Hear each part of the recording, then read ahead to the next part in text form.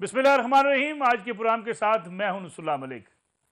नाज़रीन, एक तरफ हुकूमत की मुश्किलात ज़्यादा बढ़ रही हैं क्योंकि हुकूमत के खिलाफ अदम एतमाद की तैयारियां की जा रही हैं अपोजिशन की तरफ से। दूसरी तरफ पाकिस्तान तहरीक इंसाफ जो हुक्मरान जमात है अपने अंदरूनी इंतशार का शिकार है। सिंध के अंदर पार्टी की तंजीम साजी की गई तो पार्टी के अंदर ग्रुप बंदी खुलकर सामने आ गई।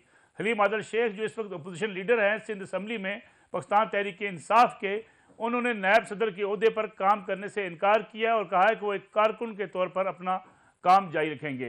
धड़ेबंदी खुलकर सामने आ रही है कि कराची के अंदर जहां से PTI ने बड़े वाज़ेह अक्सरियत हासिल की थी, वहां सिंध की पाकिस्तान तहरीक इंसाफ की मुश्किलात रोज़ बरोज़ बढ़ती चली जा रही हैं। दूसरी जानब MKM जो इस वक्त हुकूमत की इत्तेहादी है, उसके एक सीनियर रहनुमा की तरफ से एक बार फिर ये कहा जाना कि कराची का मैंडेट PTI को मिला नहीं, दिलवाया गया था और ये मैंडेट MKM का था।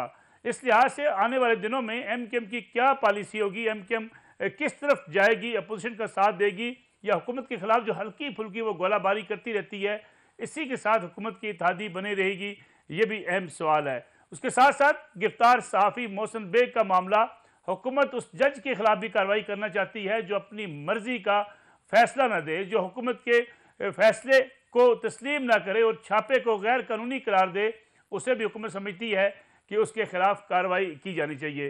दर हकीकत हुकूमत का मसला ये है कि हुकूमत हर उस फैसले पर जो हुकूमत के हक में आता है उसे बेहतरीन समझती है और जो फैसला उनके खिलाफ आए उन अदालतों पर भी हुकूमत की तरफ से बयानबाजी की जाती है। फवाद चौधरी वज़ीर इत्तेलात भी कई बार ये कह चुके कि पाकिस्तान में अदालतें जिस तरह काम कर रही हैं उन्हें अपनी तरफ अपनी तवज्जो देनी चाहिए। इसके साथ साथ अगर बात की जाए मुल्क के अंदर सियासी सूरत हाल की, तो उसमें भी लगता यह है कि हुकूमत की मुश्किलात तो ज़रूर बढ़ेंगी। अगरचे तहरीक अदम एतमाद के हवाले से पंजाब में कमेटी बना दी गई है, लेकिन ये फैसला होना बाकी है कि अदम एतमाद पंजाब के अंदर उसका आगाज़ होगा या मरकज़ के अंदर। लेकिन अपोजिशन जमातें राब्ते कर रही हैं और ये भी दावे कर रही हैं कि कई हुकूमती अराकीन उनके साथ राब्ते में हैं। इस लिहाज से अगर हुकूमत के अपने अराकीन या हुकूमत का साथ नहीं देते तो कितनी बड़ी मुश्किल हो सकती है।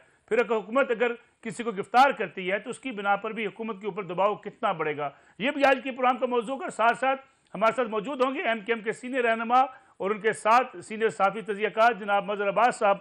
दोनों से पूछेंगे MKM आइंदा की सियासत में क्या किरदार अदा करने जा रही है और मज़हर अब्बास साहब से पूछेंगे मोहसिन बेग के मसले पर आखिर हुकूमत ने मिस हैंडलिंग क्यों की और इसका नतीजा क्या निकलेगा। गुफ्तगू का आगाज़ करेंगे मुत्तहिदा कौमी मूवमेंट पाकिस्तान के सीनियर रहनुमा जनाब वसीम अख्तर साहब से कि जो वो आज ये कह रहे हैं कि अगर कराची का मैंडेट चुराया ना जाता तो ये मैंडेट MKM पाकिस्तान का था। वापस आते हैं एक ब्रेक के बाद। प्रोग्राम में एक बार फिर खुशामदीद, हमारे साथ मौजूद है MKM पाकिस्तान के सीनियर रहनुमा जनाब वसीम अख्तर साहब। वसीम अख्तर साहब बहुत बहुत शुक्रिया प्रोग्राम में वक्त देने का। वसीम अख्तर साहब, गुज़श्ता रोज़ एक टेलीविजन चैनल में दिए गए इंटरव्यू में आपके प्रोग्राम से ये तासर मिला कि कराची का जो मैंडेट है वो पाकिस्तान तहरीक इंसाफ का नहीं है बल्कि वो मैंडेट आपका था और वो मैंडेट चुराया गया। अगर ये मैंडेट चुराया ना जाता तो पाकिस्तान तहरीक इंसाफ को कराची से इतनी नशिस्तें ना मिलती। क्यों जरूरत महसूस की आपने ये कहने की? आपको अभी तक तासुर ही मिला है? आप मुझे तो हंसी आती है। और ये गड़े मुर्दे उखाड़ने का फायदा क्या? जो होना था वो तो हो चुका, सबके सामने है, खुली किताब है, ऐसी कोई बात नहीं है। हम डे 1 से कह रहे हैं हम तो कोर्ट्स में मौजूद हैं उसके लिए। हमारा तो हमने तो मुकदमा किया हुआ था। खैर, उससे हम आगे जा चुके हैं, 4 साल गुजर चुके, हम we are coalition partners now. Wasim Akhtar sahab, ये मैंडेट था किसका? क्या सिर्फ MKM का मैंडेट ही कराची से चुराया गया? ये पूरा पाकिस्तान जानता है MKM का मैंडेट था, MKM की सीट्स थी और जिस तरह से हुआ है वो तो अभी वही बता रहा हूँ, बहुत पुरानी बात हो गई। अब तो कितने साल गुजर चुके, आगे आ गया मामला। अब तो दूसरा इलेक्शन आने वाला है। हम तो दुआ कर रहे हैं कि आने वाले इलेक्शन में ऐसा ना हो, फेयर इलेक्शन हो। फेयर इलेक्शन होंगे, सही सेंसस होंगे तो MKM पाकिस्तान की सीट्स हैं ये सारी। लेकिन वसीम अख्तर साहब, क्या आपको महसूस नहीं होता कि जिस पार्टी ने आपका मैंडेट चुराया उसी के आप इत्तेहादी बन के अपने वोटर्स को अब कैसे मुतमिन कर पाएंगे? जिनके ऊपर आप इल्ज़ाम लगा रहे हैं कि उन्होंने आपकी नशिस्तें चुरा ली, तो फिर उन्हीं के साथ आप इत्तेहादी हुकूमत में शामिल हैं। बिल्कुल सही कह रहे हैं आप। वोट बैंक मुतासिर हो सकता है, हम उसी के कोलिशन पार्टनर्स हैं और हमने ये उनको भी पीएम साहब की मीटिंग्स में भी ये बहुत दफ़ा कहा है, अदालत में भी गए थे, और फिर हमने in the larger interest Pakistan के लिए जमहूरियत को चूज़ किया, और हम चाहते हैं कि चीज़ें आगे बढ़ें। हमारी जो शुरुआत की मीटिंग है, जब हमारा एग्रीमेंट हुआ था, तो इमरान खान साहब ने हमें बहुत सारे वादे किए थे, उसमें से काफ़ी हद तक काफ़ी चीज़ें पूरी भी हुई हैं, और मगर बहुत ज़्यादा गुंजाइश है अभी। कराची को निगलेक्ट किया गया है, सिंध को निगलेक्ट किया गया है, शहरी इलाकों को निगलेक्ट किया गया है। सिंध गवर्नमेंट ने तो तबाह कर दिया पूरा सूबा, मगर हम एक्सपेक्ट करते थे कि हम सबसे बड़े कोलिशन पार्टनर हैं कि पीटीआई जो है वो हमारे इश्यूज भी रिजॉल्व करेगी, और हमें एक लेवल प्लेइंग फील्ड भी मिलेगी, जो होनी चाहिए, मिलनी चाहिए हर सियासी जमात को। वसीम साहब, जिस लेवल प्लेइंग फील्ड का आप जिक्र कर रहे हैं, पाकिस्तान तहरीक इंसाफ ने अगर आपको नहीं दी तो फिर आप उनके साथ चल कैसे रहे हैं? देखें, मैंने कहा अब तो अच्छा खासा टाइम निकल चुका है, साथ तो चल चुके हम, अब तो हम प्रेशर बर्दाश्त कर रहे हैं लोगों के, अवाम के। महंगाई का जो तूफान एक उठा हुआ है, हमारा वोटर मिडिल क्लास और लोअर मिडिल क्लास से है, सबसे ज़्यादा इफेक्ट हुआ है इस महंगाई से। नंबर 2, वही वोटर सबसे ज़्यादा टैक्स देता है। पूरे मुल्क को अगर कोई चलाता है तो कराची का आदमी चलाता है, कराची का टैक्स चलाता है, पूरे सिंध को चलाता है, वो ही सफ़र कर रहा है। तो सबसे ज़्यादा प्रेशर हम ही बर्दाश्त कर रहे हैं। हम उनको कोशिश करते हैं सेटिस्फाई करने की, कि माजी में पीएमएलएन के साथ भी हमने इत्तेहाद किया था, पीपल्स पार्टी के साथ भी कर चुके हैं, हमें कुछ मिला नहीं है सच, मगर पीटीआई के साथ फिर कुछ इश्यूज रिजॉल्व हुए हैं, कुछ पाइपलाइन में हैं। तो देखते हैं, हमने इसीलिए हुकूमत को ज्वाइन करने का ऑप्शन लिया है, क्योंकि अगर हम अब भी ऑपोजिशन में होते तो फिर जो थोड़े बहुत काम हो रहे हैं कराची में, हैदराबाद में, वो भी नहीं हो सकते। हमने बड़ी मुश्किलों से सेंसस पे एग्री कराया है हुकूमत को। सेंसस के हवाले से हमने पैसे बजट में रखवाए हैं, K4 को आगे बढ़ाने के लिए, एक्सपेडाइट कराने के लिए हमने कोशिशें की हैं। ग्रीन लाइन हो गई, हैदराबाद की यूनिवर्सिटी है, तो हम पूरी कोशिश कर रहे हैं कि इनके साथ रह के भी हम अवाम के मसाइल हल करा सकें। साहब, जिस महंगाई का तस्करा आप कर रहे हैं, जिस बेड गवर्नेंस की आप बात कर रहे हैं, इस पे अपोजिशन भी आवाज उठा रही है, अपोजिशन तहरीक अदम एतमाद लाना चाह रही है। अगर आप समझते हैं महंगाई है, हुकूमत गवर्नेंस बेहतर नहीं कर सकी, तो फिर आप अपोजिशन का साथ देंगे? ये सवाल जो है काफ़ी दफ़ा हो चुका है। पहली बात तो ये है कि अगर ऐसा होने जा रहा है तो हमें भी मीडिया की तरफ से पता चलता है अदम एतमाद। क्या अपोजिशन इस काबिल हो गई है? माजी में भी कोशिश करती रही है अपोजिशन। क्या अपोजिशन के पास नंबर्स इतने हैं कि वो पंजाब में या वफाक में नो कॉन्फिडेंस ला सकती है? तो अगर वो समझती है तो जाहिर है वो हमें अप्रोच करेगी, और हमारी उनसे बात भी हुई है। हमने यही बात की है कि हमारे सामने कोई चीज तो आए। अगर बकायदा तहरीक एतमाद आ जाती है, देन जो है मुत्तहिदा कौमी मूवमेंट पाकिस्तान का मौकफ क्या होगा? देखिए, एमक्यूएम एक सियासी जमात है, हमारा अपना अलग एक मैनिफेस्टो है। हम उसी डायरेक्शन में मूव करते हैं, जहां वो फैसले करने की कोशिश करते हैं जहां सिंध के अवाम के मसाइल हल हों, पाकिस्तान प्रॉस्पर करे। इसीलिए हमने पीटीआई के ऑप्शन को लिया था। मगर ऐसी बात कोई आती है जिसका ऑपोजिशन को हक है, आईनी हक मौजूद है कि वो नो कॉन्फ्रेंस मूव कर सकती है। जाहिर है हम सारी देखेंगे, अपनी कंडीशंस भी देखेंगे, सामने रखेंगे उनके कि क्या बेहतरी आ सकती है मजीद। अगर उनके पास कोई ऐसा रोड मैप है जो पाकिस्तान को मजबूत कर सकता है, प्रॉस्पर कर सकता है, इकोनॉमी बेहतर कर सकता है, तो जाहिर है हम उस पर सोचेंगे, बिल्कुल सोचेंगे। वसीम अख्तर साहब, कुछ इस किस्म की खबरें भी हैं कि एमकेएम पाकिस्तान को मजीद वजारतों की ऑफर की गई है, लेकिन एमकेएम ये वजारतें कबूल करने को तैयार नहीं है। इसकी क्या वजह है? देखिए, हम तो बहुत दफ़ा ये कह चुके हैं कि हम तो इस वजारत से भी जान छुड़ाना चाहते हैं, ये वजारत भी वापस ले ली जाए। मैं उस मीटिंग में मौजूद था, हमने पीएम साहब से 2 दफ़ा ये कहा है कि ये वजारत भी किसी और को दे दें, क्योंकि हम ये बोझ ले नहीं सकते, उस तरह से डिलीवर कर नहीं सक रहे हैं हम। अवाम को नौकरियां नहीं दी जा रही। सिंध में तो तबाही का आलम है, सारी नौकरियां पीपल्स पार्टी की हुकूमत बेच देती है। जो कोटा है 40-60 का, वो हमारा 40 भी ले जाके जाली डोमिसाइलों पे नौकरियां बेच दी जाती हैं। तो हम इस हवाले से अवाम का प्रेशर नहीं ले सक रहे हैं कि हम हुकूमत में भी हैं, कैबिनेट में भी बैठे हैं और महंगाई खत्म नहीं कर सकते, कम नहीं कर सकते, दूसरे मसाइल हल नहीं कर सकते, तो कम से कम एक बैगेज तो अपना उतारें। तो ये दूसरी मिनिस्ट्री तो बहुत दूर की बात है। अगर एमकेएम ये बैगेज उतारना चाहती है तो फिर वजारत वापस क्यों नहीं कर देती? ये मैंने आपको कहा ना, हमने तो पीएम साहब के सामने भी ये बात रखी है कि क्या कहते हैं? इस वजारत को भी ले ले, ताकि अवाम हम पे सवाल उठाती है कि आप हुकूमत में हैं, उस हुकूमत में जो महंगाई का तूफान बर्पा किए हुए हैं।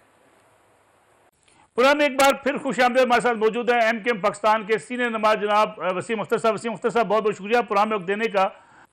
वज़ीर-ए-आज़म से आपकी बातचीत होती है, एमकेएम पाकिस्तान की बातचीत होती है, उनका मौकफ क्या है जब आप कहते हैं कि हम वजारत जो है ये भी नहीं रखना चाहते, मुल्क के अंदर महंगाई है, मुल्की मामलात दुरुस्त सिमत में नहीं है, तो वज़ीर-ए-आज़म साहब क्या जवाब देते हैं? जाहिर है वो बहुत सारी चीज़ें हैं और टेक्निकल चीज़ें हैं कि दुनिया में महंगाई हो गई है और इस किस्म की चीज़ें बिल्कुल हैं, ऐसा नहीं है। इनकी जगह अगर कोई और भी होता तो यही मुश्किलात होती, मगर जहाँ जो एरियाज में आप कर सकते हो गुड गवर्नेंस दिखा सकते हो, वो तो करना चाहिए। लोग मुश्किल में हैं। यहाँ 18वीं अमेंडमेंट के बाद सिंध के अंदर तो लोगों का बहुत बुरा हाल है। आप सोच भी नहीं सकते कि जिस तरह से जिंदगी गुजार रहे हैं कराची के या सिंध के लोग। कराची में क्राइम इतना बढ़ गया है कि हर रोज किलिंग्स हो रही हैं यहाँ, सेल स्नैचिंग पे, मोटरसाइकिल गाड़ियां स्नैचिंग पे, डकैतियां हो रही हैं, घरों के अंदर डकैतियां हो रही हैं और रेप हो रहे हैं, मगर कोई पुरसाने हाल नहीं है। तो फेडरल गवर्नमेंट की जिम्मेदारी भी बनती है कि स्टेट विद इन स्टेट ना बनने दे। 18वीं अमेंडमेंट के बाद इसका मतलब ये नहीं होता। वफाक को इस पे भी सोचना चाहिए। हमने बहुत दफा इमरान खान साहब से ये कहा है, मगर लगता ऐसा है कि तुम सिंध में हुकूमत करते रहो, हम पाकिस्तान में कर रहे हैं। वसीम अख्तर साहब, बलदियाती तरमीमी बिल के खिलाफ जब एमकेएम निकली, सड़कों पर एहतजाज किया, लाठीचार्ज हुआ, बहुत से आपके साबिक रहनुमा एमकेएम पाकिस्तान से यकजहती का इजहार करने भी आए। उस वक्त तो ये की जा रही थी कि शायद फारूक सत्तार साहब दीगर रहनुमा एमकेएम पाकिस्तान में वापस आने वाले हैं, उनका क्या स्टेटस है? वापस कौन कौन से रहनुमा आ रहे हैं? मुत्तहिद है, एमकेएम पाकिस्तान मुत्तहिद है और काम कर रही है। अपना मैंडेट एमकेएम पाकिस्तान के पास है। हमारे एमपीएस भी हैं, सेनेटर्स भी हैं, नेशनल असेंबली में मेंबर्स भी हैं। पिछली बल्दिया की हुकूमत एमकेएम पाकिस्तान के पास थी। जो इधर उधर गए हैं, वो जो नाम ले रहे हैं आप, वो गए हैं। ऐसा नहीं है कि एमकेएम टूट गई है या बट गई है। ये तो हर जो लोग जिनका जिक्र कर रहे हैं वो अपनी 1.5 ईंट की मस्जिद बनाना चाहते हैं या बनाई हुई है। अब हमें लीडर्स की जरूरत नहीं है। हम खुद जितने सीनियर मेंबर्स हैं राब्ता कमेटी के, वो इस पार्टी को आगे लेके जाना चाह रहे हैं। किसी को आना है तो ज्वाइन कर ले, इसी कश्ती में आ जाए और हमारे साथ लग जाए, एज ए टीम वर्क काम करना शुरू कर दे। कंडीशंस ना लेके आए, लीडर बनने की ख्वाहिश ना लेके आए। हम सब कारकुनों की तरह ही काम कर रहे हैं, इस पार्टी को आगे ले जाना चाह रहे हैं। आइंदा इंतखाबात में एमकेएम क्या देखती है? उसी पीटीआई के साथ कोई इत्तेहाद बन सकता है? उसके इत्तेहादी इंतखाबात में हो सकती है एमकेएम, जिसके बारे में इल्जाम लगाया जा रहा है कि उन्होंने उनका मैंडेट चुराया? देखिए, अब बहुत फर्क पड़ चुका है, टाइम गुजर गया है। जो जिन लोगों ने बिल्कुल पीटीआई ने एमकेएम के वोट पे डेंट भी मारा था इससे पहले वाले इलेक्शन में, आई एग्री विद दैट, मगर अब जो हो चुका, जो टाइम गुजर चुका, अब वो जितने भी सपोर्टर वोटर्स थे हम उनसे इंगेज हुए हुए हैं। अगर फेयर इलेक्शन होता है तो इंशाल्लाह हम पहले से ज्यादा सीटें लेंगे। बलदियाती इंतखाबात का अगर तज़किरा किया जाए तो एमकेएम अपने आप को कहां देखती है इस वक्त, कराची में और अर्बन एरियाज में? देखिए अभी प्रोसेस तो शुरू हो चुका है डिलिमिटेशन का, हल्का बंदियों का, और हमारा इलेक्शन सेल उस पर मसरूफ़ हो चुका है, काम कर रहे हैं हम।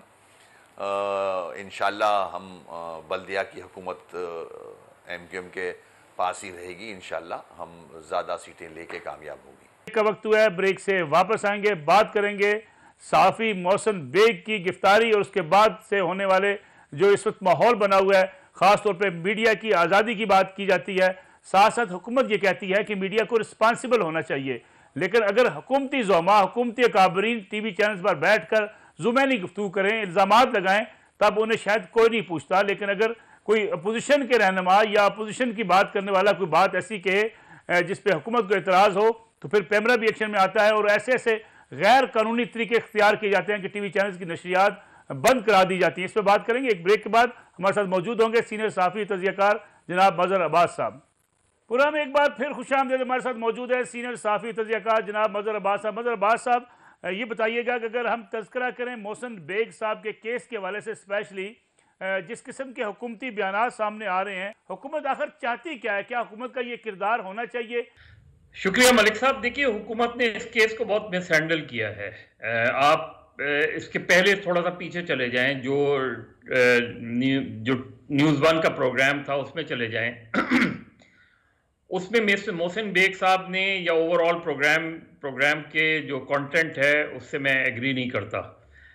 मुझे उस पर शदीद, मोहसिन बेग साहब ने जो बात की उससे शदीद इख्तलाफ है, क्योंकि अगर मुराद सईद पर आपको कोई इतराज़ करना था तो वो जिस रेफरेंस में बात हुई थी उस रेफरेंस में इतराज़ करना चाहिए था।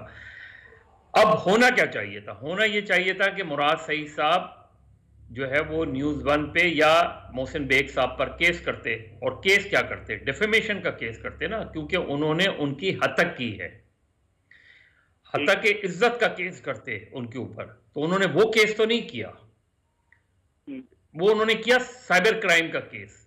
अब मुझे बताएं कि मेरे कमेंट थे, उस कमेंट के ऊपर आपने जो है उस पर आपको इतराज था, तो आपका बनता था कि आपने मुझे डिफेम करने की कोशिश की, और वो कह वो यही रहे हैं कि उनकी किरदार कुशी की गई है। तो किरदार कुशी का जवाब क्या होता है कि आप उस आदमी को अदालत ले जाएं, और ले जाना चाहिए था उन्हें। कि जैसे आज खबर आई है कि वो रियाम खान की किताब में जो कुछ था वो उसके हवाले से रियाम खान को सू करने जा रहे हैं, ये उन्हें बहुत पहले करना चाहिए था इस चीज को, क्योंकि 3 साल बाद उस किताब को छपे हुए 3 साल बाद 3 साल हो गए, तो आज क्यों आप वो कर रहे हैं? उस वक्त करना चाहिए था। लेकिन अगर किताब में कोई गलत चीज है तो मैं अगर उस किसी प्रोग्राम में बैठा हूं तो मैं उस किताब का रेफरेंस नहीं दे सकता, मुझे नहीं देना चाहिए उस किताब का रेफरेंस, क्योंकि वो कॉन्टेक्स्ट था ही नहीं। उधर जो सवाल किया जा रहा था वो उस कॉन्टेक्स्ट में था ही नहीं। वो तो था कि 10 मिनिस्टर्स में मुराद सईद साहब को पहला अवार्ड क्यों मिला, तो आप उनकी मिनिस्ट्री के परफॉर्मेंस के हवाले से बात करते कि वो डिजर्व नहीं करती थी। तो अब गवर्नमेंट ने क्या किया? एब्रप्टली पैमरा के थ्रू ऑफ एयर कर दिया चैनल। अब जो पैमरा का तरीका है वो क्या है? पैमरा का तरीका है कि पहले तो बात जाती है कंप्लेंट्स, मीडिया पैमरा के काउंसिल ऑफ कंप्लेंट्स के, काउंसिल ऑफ कंप्लेंट बुलाती है दोनों फरीक को, उनको बुलाती है और उसके हवाले से फिर रिकमेंड करती है चेयरमैन को कि इस चैनल को ऑफ एयर किया जाए या नहीं किया जाए। वहां फिर अब उसके बाद FIA पर आ जाएं। लाहौर में उन्होंने केस रजिस्टर कराया मुराद सईद साहब ने। FIA को पहले क्या चाहिए था? FIA नोटिस देती मोहसिन बेग साहब को और मोहसिन बेग साहब से कहती कि आप उसी दिन बुला लेते, शाम को बुला लेते, नेक्स्ट डे बुला लेते। इतनी वो कहाँ भागे जा रहे थे? आप उनको नोटिस देते कि कल आप FIA के दफ्तर में आए, और अगर आप सेटिस्फाई नहीं होते तो आप गिरफ्तार कर लेते। तो FIA की टीम वहां पहुंच गई, रेड कर दिया, उनको वो कर दिया। उस दौरान भी मोहसिन बेग साहब का जो रिएक्शन था वो मुनासिब रिएक्शन नहीं था। वो बिल्कुल कतई तौर पे मुनासिब रिएक्शन नहीं था, उसकी कतई तौर पे बिल्कुल हिमायत नहीं की जा सकती। तो मेरा ख्याल है पहले वक्त से, पहले दिन से गवर्नमेंट ने बहुत ही बुरी तरीके से मिस हैंडल किया इस केस को, और अननेसेसरी खुद जो गवर्नमेंट जो है इसके अंदर एक ऐसी पार्टी बन गई जैसे मुराद सईद इसमें पार्टी नहीं है, पूरी वफाकी हुकूमत इसमें पार्टी है। मतलब सब किसी जज की ओपिनियन हो या किसी जज का फैसला हो तो उसके खिलाफ कार्रवाई का तरीकाकार क्या होना चाहिए? देखिए, गवर्नमेंट दरखास्त तो दे सकती है, लेकिन आप एक्शन कैसे ले सकते हैं मुझे नहीं पता। दूसरी तरफ ये बात भी मैं मलिक साहब बिल्कुल कैटेगोरिकली समझता हूँ, बहुत से लोग इससे डिसएग्री करते हैं। मैं इसे आज़ादी सहाफ़त का मसला नहीं समझता। इसको आप एक आज़ादी इजहार के उसमें भी नहीं लाते, क्योंकि इसमें इसमें जिम्मेदारी और गैर जिम्मेदारी का तयन होना भी ज़रूरी है कि क्या मोहसिन बेग साहब का जो कंडक्ट था वो वो जिम्मेदारी या गैर जिम्मेदारी के उसमें आता है, जुमरे में आता है। तो इसके दोनों पहलू हैं, लेकिन वजीर आजम और गवर्नमेंट ने अपने आप को पूरी तरीके से इंगेज करके मेरा ख्याल है खुद ही इस केस को ख़राब कर दिया है। मतलब साहब, जिस प्रोग्राम का आप हवाला दे रहे हैं उस प्रोग्राम के बाद टीवी चैनल को, एंकर को शोकाज नोटिस जारी किया गया पेमरा की तरफ से, लेकिन इस शोकाज पर तहकीकात होने की बजाय उसी वक्त ही पेमरा के जरिए चैनल की नशियात बंद करा दी गई। ये कैसा रवैया है कि एक तरफ शोकाज जारी किया जाता है, दूसरी तरफ चैनल की नशियात बंद करा दी जाती हैं? बिल्कुल गैर कानूनी है। और वो हमारे यहाँ हमने देखा है कि बदकिस्मती से पैमरा, वैसे तो कहा जाता है हमारे यहाँ कि पैमरा एक इंडिपेंडेंट इदारा है, लेकिन पिछले कई सालों से, बल्कि मैं तो ये कहूँगा कि शुरू से जो भी गवर्नमेंट ऑफ द डे होती है, पैमरा उसके इशारों पे चलती है। और क्योंकि पैमरा का चेयरमैन भी गवर्नमेंट अपॉइंट करती है, लिहाजा वो तकरीबन वो चेयरमैन कॉम्प्रोमाइज्ड होता है। वो पूरी काउंसिल ऑफ कंप्लेंट्स भी वो खुद ही बनाते हैं और अपने मतलब के फैसले लेते हैं, लेकिन कम से कम उसी को फॉलो कर लेते। यानी ना पैमरा का चेयरमैन आपके खिलाफ जाता, ना शायद काउंसिल ऑफ कंप्लेंट में एक आध आदमी अगर जाता भी तो वो मुख्तलिफ अंदाज में, लेकिन ये तो इसमें तो कोई भी नहीं करता। और मेरा ख्याल है कि उनके पास शायद एक डिफिकल्ट पोजीशन में भी आते, आप फाइन कर सकते थे। लेकिन जिस तरीके से आपने बगैर कार्रवाई किए, बिल्कुल ऐसा है कि हेयरिंग किए बगैर आप कोई फैसला सुना दें, तो हेयरिंग तो नहीं हुई उसकी, लेकिन आपने एक फैसला सुना दिया और चैनल को ऑफ एयर कर दिया और चैनल को पिछले नंबरों पर डाल दिया।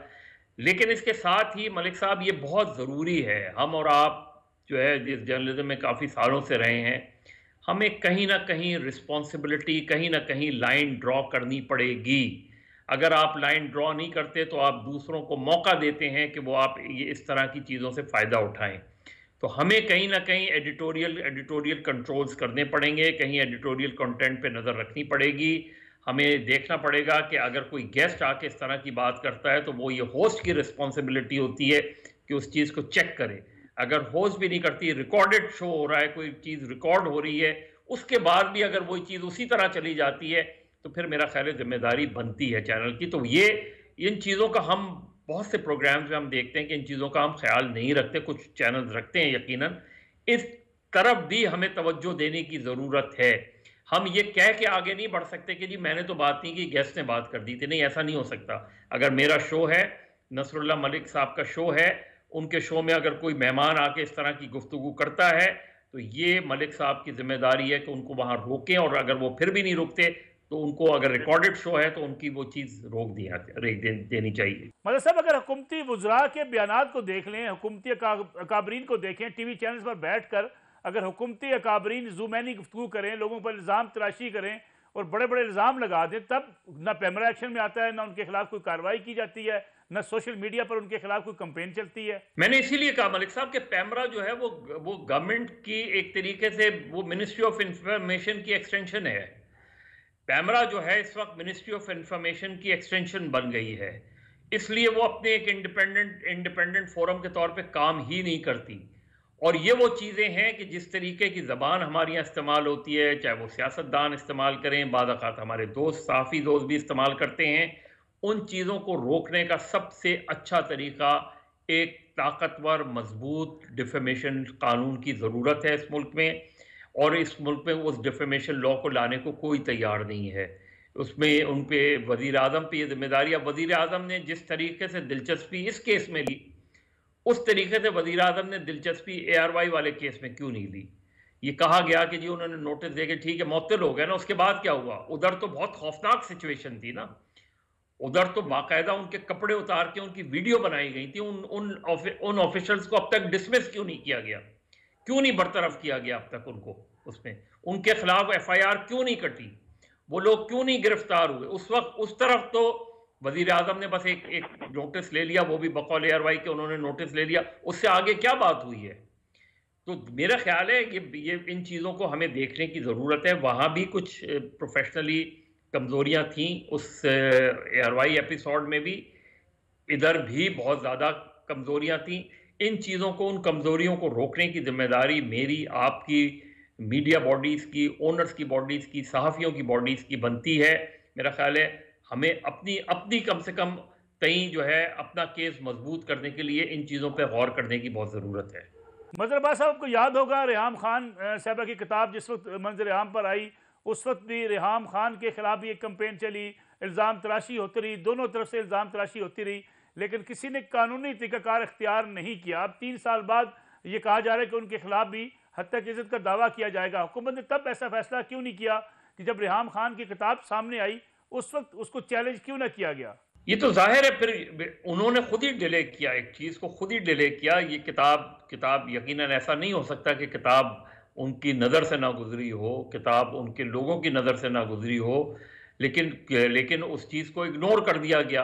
अब जब वो चीज़ उसका कोई रेफ़रेंस देता है तो फिर ये बात खड़ी की जाती है। अब आज के अखबारात में ये खबर है कि मुराद सईद उनको सू कर रहे हैं और करना चाहिए। लेकिन आप इसके अलावा एक मुस्लिम लीग नून के दौर में आसिफ जरदारी साहब के हवाले से एक खातून को हर चैनल ने इंटरव्यू किया, ये जाने बगैर भी, ये तहकीक किए बगैर भी कि वो जो कह रही हैं वो दुरुस्त है कि गलत है। आपने हर बैठा के, क्योंकि उस वक्त एक बयानिया बन गया था पीपल्स पार्टी के खिलाफ, लिहाजा उस सारी चीज़ों को जायज़ करार दिया गया। उनके इंटरव्यू एक नहीं 20 चैनल पर नशर किए। कोई खास नजर आ रहा था ना कि एक खातून हर चैनल पे बैठ के इंटरव्यू दे रही थी और उनसे पूरे पूरे घंटे घंटे के इंटरव्यूज किए जा रहे थे विदाउट नोइंग। किसी एक ने उस चीज़ की तहकीक की कोशिश नहीं की। इस तरह के कई वाकयात हम वो कर सकते हैं। तो मैं फिर इस चीज़ पर जोर दूंगा कि हमें खुद ये जिम्मेदारी निभानी पड़ेगी ताकि कल हमारे ऊपर कोई उंगली ना उठा सके, कल हमें कोई पलट के जवाब ना दे सके। मुझे, आपको, हम सबको इस चीज़ की तरफ तवज्जो देने की ज़रूरत है। अगर हम इस रैट रेस में चले गए तो उसका नतीजा यही होगा कि फिर गालम गलोच के बीच में हम भी आ जाएंगे और हम भी आस्तीनें चढ़ा के खड़े हो जाएंगे, तो हम में और दूसरों में फ़र्क नहीं रहेगा। तो मैं तो ये समझता हूँ अपनी कम्युनिटी के हवाले से कि हमें ये फ़र्क कायम करने की ज़रूरत है। अगर हमारी सफ़ों में कोई चीज़ें गलत हो रही हैं, उसको दुरुस्त करने की ज़रूरत है, जो अनफॉर्चुनेटली हम अब तक नहीं कर पाए।